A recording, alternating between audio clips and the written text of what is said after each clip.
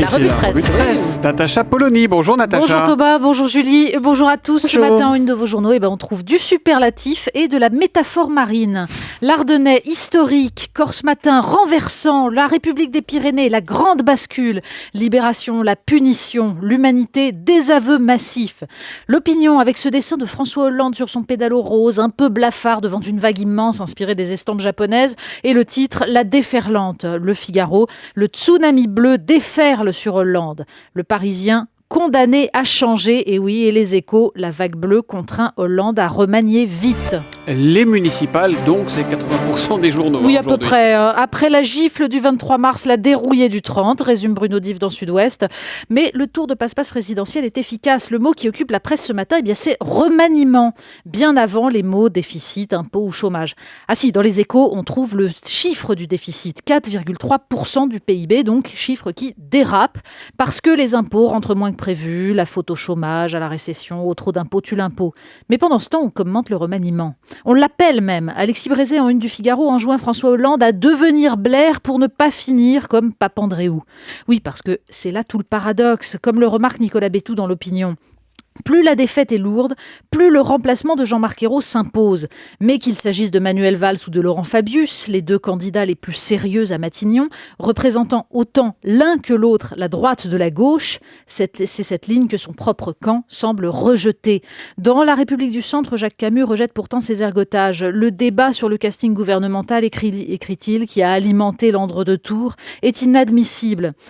Il a inadmissiblement perverti le scrutin et contribué à l'éloignement de l'électeur. Et surtout, ajoute-t-il, il a masqué la responsabilité pleine et entière de François Hollande, cultivant l'image d'un président imprévisible et impénétrable, prenant plaisir à entretenir la bataille des égos. Alors comme pour lui donner raison, il y a un petit encadré dans Le Monde qui raconte le remaniement post-municipal de 1983.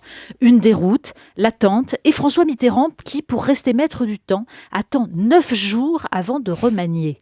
9 jours dont on apprendra plus tard à quel point ils furent décisifs, écrit Thomas Wider, puisque c'est là que se décida le maintien de la France dans le système monétaire européen.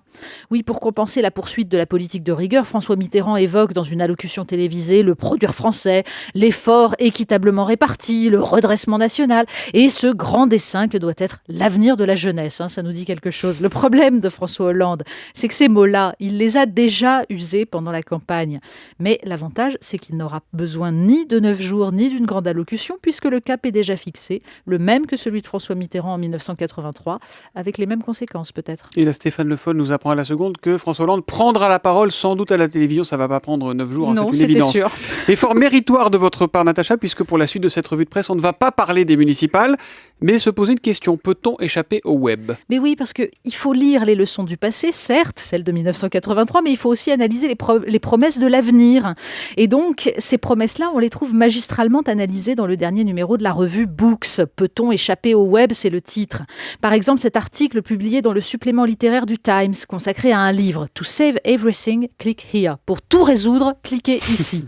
La Silicon Valley est le champ luxuriant où s'épanouit une nouvelle idéologie du 21e siècle, écrit l'article, qui vient remplir le vide laissé par la guerre froide. Cette idéologie, c'est une forme de technomysticisme. Internet va remodeler l'être humain et développer la démocratie.